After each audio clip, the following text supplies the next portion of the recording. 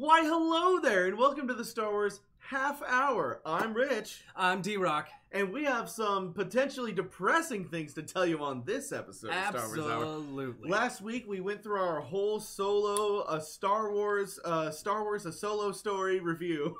A solo Star Wars review, yes.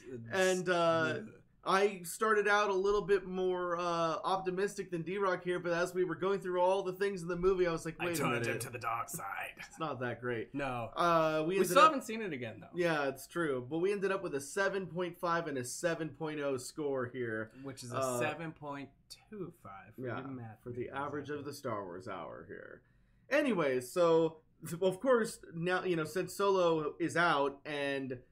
Disney is trying to, get its returns. Yeah. There hasn't really been a whole lot of actual Star Wars news, other than just things like the Hollywood Reporter just talking about how much money this movie is going to lose. In its second weekend, Solo was down 73%. Now, guys, the average blockbuster, wants to hit about 50% or less. If you could do it above that, that's fine. Good movies, have hit only, it's only like a 45% drop. That's fine. Once you get past 55, it's really looking a little grim. So a 73% drop is bad. Especially considering they didn't really hit the mark they wanted to hit on their opening weekend. And the movie has made less than $250 million domestically. So far, which is bad. Actually, that might even be the worldwide number I'm not even aware of, but I know that it's pretty low right now. Yeah. The point is that Disney is thinking that they're going to lose hundreds of millions of dollars on this thing, because even the movie technically cost, if you go on Wikipedia, it'll tell you that the movie costs $250 million to make. But again, guys, remember that doesn't include promotions with the PR, and other marketing things and some other costs that they don't really calculate into the regular cost of the movie to try to make at least appearances cost as low as possible. People that do analysis are saying that the movie needed to make at least $700 million to just break even. And that's a lot of marketing. That's a lot of money, and we are not anywhere close to that. This movie is probably going to lose $200 million when everything's said and done. Now, previous Star Wars movies like The Force Awakens have made over $2 billion, so they got to figure that balances out somewhere. But they can't be happy at Lucasfilm and Star Wars right now. Scoop a couple months ago is that Disney was kind of already figuring this movie was going to bomb a little bit, and they were taking some precautions. So I don't think that this changes anything for me personally. Other people like Collider are saying, "Oh no, they're gonna stop with the TV shows. They're gonna stop." I don't think so. I think that they were already thinking that Solo was gonna kind of underperform, but I feel like they're still gonna go ahead with spinoffs. They're still gonna go ahead with the TV shows. I don't think that this changes anything. D-Rock, what do you think? No, not at all. And I think part of the thing we're seeing with Disney and their struggle on continuing the Star Wars saga is a lot of their panic. And you can see that in a lot of the news that's going to be coming today. It has a lot to do with toys and, their parks and the Star Wars land coming out. Because I think they ran into a problem that a Star Wars movie every couple months is too many.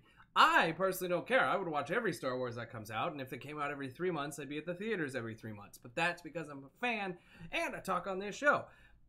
But a lot of you guys who were talking to us the other day said, I haven't seen it yet. I don't know when I'm going to see it. I might see it at some point, because we don't have that, I want to hear the saga. I want to hear the story, because I think they already crushed that with the prior canon. They were like, here's what we know about Han Solo, and then Disney went, no, we want to tell our own story. I've been just saying expected from the beginning, everybody to do it themselves. I wanted this movie to be good, but I never desired a prequel about Han Solo. I don't think anybody really did. We were thinking, maybe Boba Fett. We'd love to see what Obi-Wan was doing during those 16 years on Tatooine. But ultimately, what we really want, I think most of us as fans want something like Old Republic or something that we've never seen before in a Star Wars movie. Yes. So definitely this Solo prequel was not what we wanted.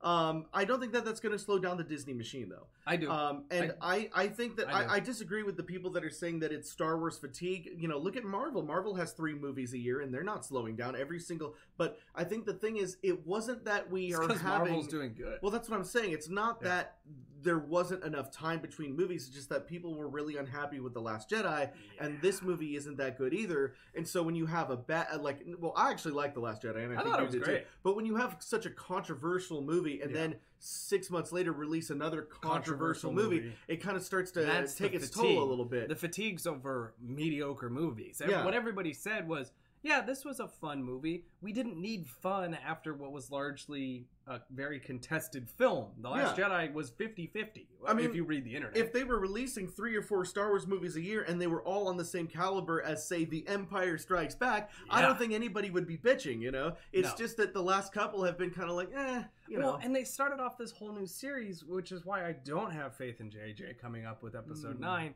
Is they started off this new series with JJ just doing a very safe re-release, which I think was the wrong and we'll get a very safe ending as well. And it's gonna be rough. Where we're gonna see, and this is where you guys should stay tuned, where we're gonna see some of the best news and probably the best new content is gonna be on Disney's streaming service and these additional one-offs. I would argue the next 2 films you're gonna see 9 and 10 are going to feel much the same. If they do give us the Boba Fett spinoff and the Obi-Wan spinoff that everybody's been asking for, I think those will be incredible movies. They'll have to be. They're going to bring out every heavy hitter they have in directing and casting and shooting and filming. They're gonna pay an exorbitant amount of money to make those films what they should be, and they're gonna be edgier. Which is why on that live streaming content you're gonna see some edgier stuff. Right now it's been really tame. Like Han Solo's story was supposed to be this bloody traitor, tough time when he first joined the Empire, and all we saw were a couple jokes, and then Lando stole the show. Yeah. So, I mean, if you want to watch our full Solo review, go ahead and watch last week's video.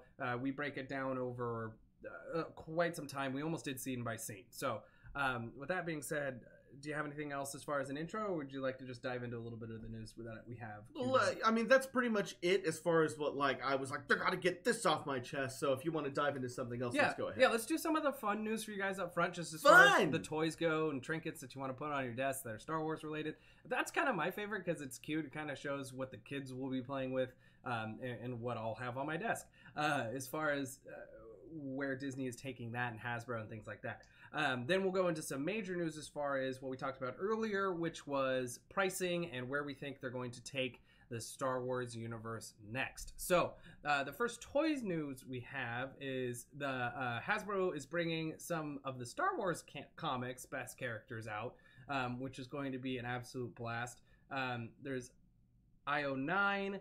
We have, which is 000, the protocol droid, which is just a silver protocol droid from the comics. And BT-1, which is an astromech. They should all be out at Comic-Con, which will be great. It'll be cool to see those. And those are just some fun stuff that Disney's trying to do. You can really see that since they've been struggling it's with 2 different reasons. When Star Wars first got popular, they made a ton of toys for everything because everybody wanted Star Wars toys. Now they're just trying to flood the market in order to make up some of their lost revenue with these most recent films.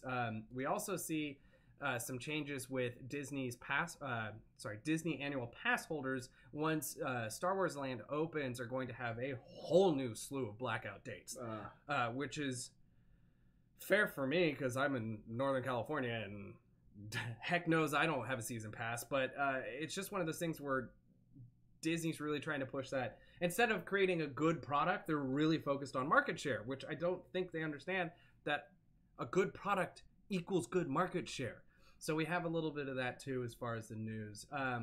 Then we have a change, which I thought was interesting. It might be interesting for you guys. So if you haven't seen The Last Jedi and you were a holdout because you're a salty dog, much like Rich, despite Rich doing this show and loving Star Wars, if you don't love it as much as us, you probably didn't see it. Netflix is actually getting The Last Jedi, which is crazy. At some point this month. Yeah, which is nuts because I thought they were kind of done. I think I called it incorrectly when I had said a few weeks ago that, we wouldn't see Netflix resurgence. Maybe Disney's really going to just stick to the live streaming content beyond there, and it will also be available on Netflix since they have so many they don't have there now. The Disney streaming service isn't available yet. No, so they'll still use Netflix in the meantime. But do you think they'll take it off? I think everything will go off of Netflix when that You happens. think Disney will just pull everything? Oh, yeah. Yeah, I'm sure they're probably doing something, or they'll just let the contracts burn out, so you might see some stuff trickle out as it goes. But that's another one. So if you haven't seen The Last Jedi yet, take a look at Netflix. It'll be up very soon. We have just two other bits. Actually, we have some social media news as far as Kelly Marie Tran, who played Rose in Correct. The Last Jedi. She posted a tweet where... Well, Ryan Johnson's the one that posted the tweet. Sorry. She didn't post anything, actually. She just deleted all of her social media. Yes. And I guess, or at least her Instagram. I think she deleted all the social media, though. And then Ryan Johnson had tweeted, on social media, a few unhealthy people can cast a big shadow on the wall, but over the past 4 years, I've met a lot of fellow SW fans. Star Wars. Yeah, not social warriors. We like and dislike stuff, but we do it in humor, love, and respect. We're a vast majority of fun. It looks like she's deleted it due to some backlash from some nasty fans. They didn't have his first tweet though. This was a response to people that really hated his first tweet, which was like something about like I don't like dealing with all these man babies or something like that. And the people were like, oh, we're Star Wars fans, we're not man babies, we're just upset about our franchise. And then he posted this and he was just saying, okay, so a few unhealthy people are overshadowing like the vast majority of real Star Wars fans that just love everything. Yes. Which I think he's not 100% correct about. And I would say that for the most part, I could see a lot of fans as being, on the levels of toxic, but there were a lot of what I would consider real Star Wars fans that had legitimate problems with The Last Jedi. So I think that he is actually being a little unfair, maybe to his own ego. I don't know. But, he's just trying to, support his fellow, cast and crewmates, Yep. But I think that I don't know what kind of threats or private messages she was getting on Instagram, but I guess it wasn't good. I assume they were just disgusting. This is a fun episode of Star Wars Hour, everyone. Yeah, it'll get better. We'll talk a little bit more about where it's going to go in the future. But this one I thought was interesting, which was Star Wars, the insurers wouldn't let Mark Hamill perform Empire Cloud City stunts. Oh, of course not. Yeah. Just like when when Tom Cruise does a Mission Impossible movie, he has to fight with his agents like for days before they'll let him jump off of a helicopter or whatever. Yeah. And then he ended up breaking his leg during the filming of Mission Impossible 6, and they're like, we told you. Now they'll never let him do it again. Yeah. It's a big, and this is where people always like get crazy. They're like, Jackie Chan does all his own stunts. Why can't all these other people do their own stunts, Rich? Why? It's because it costs so much money when your star gets hurt doing something stupid that it's not worth it. It's just not worth it when you can overdub a face or shoot it from a different angle and put a body double, a stunt double in there and have them run it instead. So that was really the only other bit of fun news since Solo came out. And I think that's really just kind of spoken to how they're running that ship over there. I don't think they're steering it. It's kind of like they're just avoiding. I don't know how you've been feeling about it. It's been a problem since day one. The day one, nobody wanted it. And then, Lucasfilm saw the dailies, saw that Miller and Lord were not doing a good job. They replaced them with Ron Howard. They had to, pay for more expensive reshoots. Yeah. And just, I guess they figured it was cheaper to finish the movie and at least release it than to just scrap it. I guess they'd already spent a good chunk of money on it when they fired Lord and Miller. So I don't know where their heads are at. I wish I could have private meetings over at Lucasfilm to figure exactly what's going on there. But I have a feeling that at least for a while now, they've known that this movie was going to kind of tank. Yeah, it was going to be a problem. So I don't think, everyone's like, oh, what about all these announcements, all the movies, all the TV shows? They've been making those announcements since, for the last several months. Mm-hmm. They've known what Solo was, and they've known what it was going to do. And I don't think that that's going to stop the Disney hype train. They know that they have a good year and a half before Episode 9 comes out, and that's going to be all about them kind of rebuilding the brand a little bit. You know? And I really hope JJ brings in some help. Or some counseling, or Kathleen backs up, and Bob Iger, right, is the Bob Iger of Disney. We really need him to step in and just have a bigger role in what's about to happen with Episode 9. More to just Disney kind of hoping to bring Star Wars into more fun environments. If you haven't seen the Wreck-It Ralph 2 trailer yet, there are some stormtroopers in there, which I thought was really fun because Disney owns everything now, so they can do whatever they want. Yeah, it's kind of funny. It feels the newest trailer feels a little bit like a Kingdom Hearts almost, with so much mishmash of not just the video games but all the Disney properties. We have the Stormtroopers, and then we also see CGI versions of all the Disney princesses, like not just the ones that were already CG. We see like CG Pocahontas and CG Sleeping Beauty, and like all what they would look like next to like like the Frozen characters that were already CG, and they look exactly how they looked in Frozen. But then it's interesting to see these kind of older Disney characters in CG. And although the funny thing is, we did see them in CG, of course, in the Kingdom Hearts games, but they were like basically just CG versions of their animated counterparts. Now they're like CG, but they have the bigger eyes, and they look like they're straight out of Frozen themselves. It's really interesting to see them as if like the Frozen artists made them. Interesting take on them. It's kind of fun, and I think this is something that I would give Disney props for. Is everybody had been asking when Kingdom Hearts first came out. You remember this as well as I do. Everybody was like, "Why isn't there a movie like this? Why isn't there a movie like this?" And they've turned Wreck-It Ralph into that. The second one especially, which is fantastic. I am also Fix-It Felix when I shave my beard. That is, if you haven't seen a photo of me with my beard shaved, I will be dressing as Fix-It Felix this year for sure. God, you need to make a cosplay of Fix-It Felix. That'd be so perfect. I will absolutely look like Fix-It Felix. So, that being said, that is all the fun. Now we're gonna move into and we'll have fun. We're gonna turn nailed it. We're gonna turn back over into Solo and just talking about really what all the news has been about. It's been Solo's earnings. We've already talked a little bit about how we're going to lose money. The almighty dollar. How do we lose so much?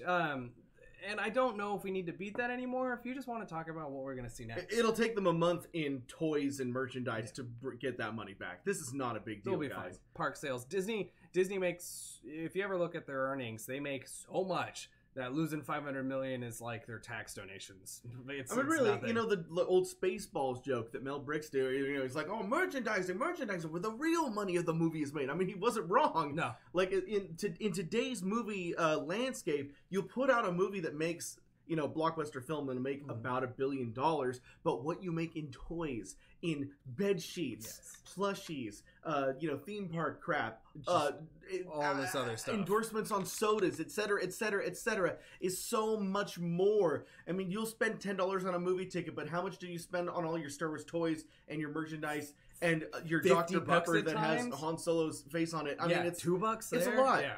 The money is going to be made back. Yes, it will get there, but it will take some time. Yeah.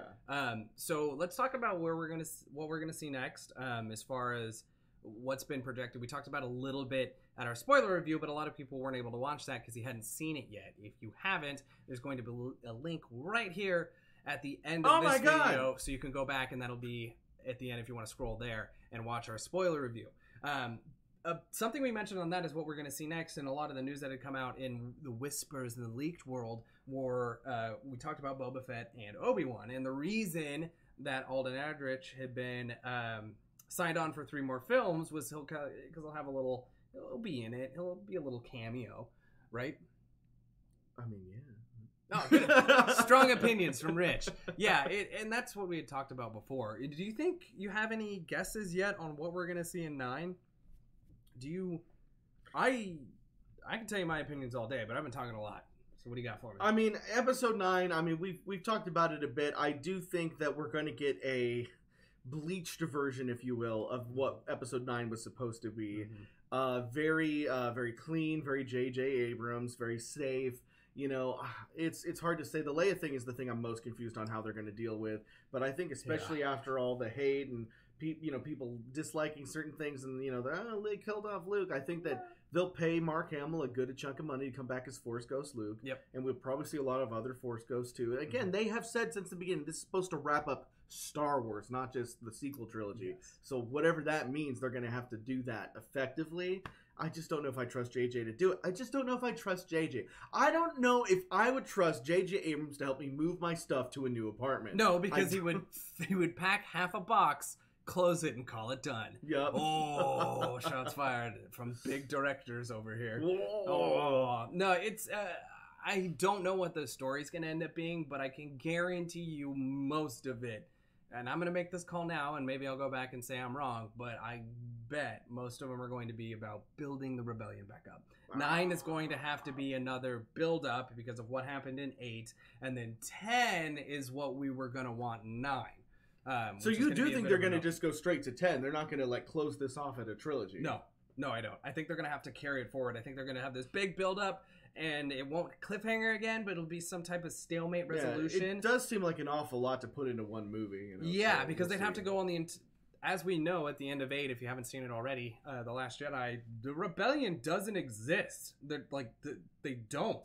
As far as what they left us with, they might have some ones in the scattered outposts, which is why they hinted at the end, like, send out the beacon, see who else is there, kind of thing, as a last-ditch effort. But to explain how all that comes together, unless they just kibosh it and they're just like, 10 years later. Yeah, that's what I was going to say. I think there's going to be a 5 to 10 year gap between 8 and 9. If they do that and manage to close it off, I don't know how we're going to see Kylo go from at the end of 8, which is him just finding his footing as a Sith Lord. Oh, I think he'll be the all-powerful Sith Lord at the beginning of episode 9. Are they just going to dive straight into that? I don't know how the fans are going to react to that. It would be smart, because 10 years is like, oh yeah, Leia died at somewhere in between 8 and 9. You think they'll do the Admiral Akbar thing? Like, oh yeah, she's dead. Yeah, it's too bad about Princess Leia, who died 2 years ago off screen. Yes. That's what they'll do. You think? Yeah, absolutely. I don't. It's their only option. That makes sense. I think it's going to be a real sad build-up with the rebellion, and then Leia will die in this one, and then you'll see Kylo come to, and he'll be this overlord, and then that's where we're going to leave the trilogy. I think the trilogy will leave on a cliffhanger. So you think just this trilogy just ends bad? Yes. I mean, yes. Revenge of the Sith ended on a sour note. Mm-hmm. Star Wars trilogies can end on a sour note. I think this is going to have to end on a sour note if they want to save the future films. People will be like, oh my god. Yeah, I think that's the way to do it, is just surprise everybody. Don't have the happy ending. Don't have everybody fly off into the sunset and survive. Have a very hard struggle that ends with Kylo just ruling the Empire. I think that would be absolutely incredible. So, but that's it for news this week. The rest of it was just our rambling and guesses based on our independent research that we've done. And we have our questions from 2 weeks ago that we missed for you guys. I apologize for that. Everybody who commented, viewed, and watched, I appreciate that. We are going to read some of those now for you guys. Do you want to just go into the questions? Because we asked whether or not you I don't think anybody actually answered the question from 2 weeks ago. Last week, we asked you guys what you thought of Solo, if you had seen it. I think we got one response from Philip Byer. He's the, good on you, Philip Byer. You always answer the question. You say, after one viewing, I give Solo around 7.8. He's a little higher than both of us. We got an optimist in the room. It's really fun, but there's not much depth to anything until Maul shows up, which is the very end. Yeah. Boba Fett and Kenobi will probably happen, and they'll most likely rush a Lando movie out soon. I'm not sure what they have planned for Maul, since this would be after the end of the Shadow Collective and the Siege of Mandalore, but now he has a new crime syndicate, I guess. So I guess you didn't pay attention to Clone Wars. Also, Maul doesn't know what Obi-Wan until Rebels, so they can't have direct contact, so I don't see him making more than a cameo in Kenobi. I'm excited to see that they take this, though. Here's the thing about Darth Maul. The crime syndicate, he was in charge of the crime syndicate at the end of Rebels, but in Clone Wars, sorry. At the end of Clone Wars, he fights Palpatine, who defeats Maul, and Palpatine kills his brother, Savage Opress. Now, in Solo, we see Maul using Savage Opress's double-edged lightsaber. That's not Maul's original lightsaber. That was destroyed by Obi-Wan, of course, in Episode 1. That is the Savage Opress double-bladed lightsaber. So somehow he was able to get away from Palpatine and get his brother's lightsaber. That's what I would like to know. That's the only mystery there. Yeah, everybody keeps poo-pooing this, and at the end of the Solo review we talked about yesterday, I think they're gonna do a Darth Maul. I think they won't do Boba Fett, or they won't do Kenobi, or in addition, and we're gonna have a Darth Maul story. I don't think you set I wish that this would have been the Darth Maul movie. I know, and then just had like Han be a part of that. Disney was like, people next Solo, blah, blah. And again, it all goes back to the very beginning. It's like people like Harrison Ford as Han Solo. Nobody wanted this.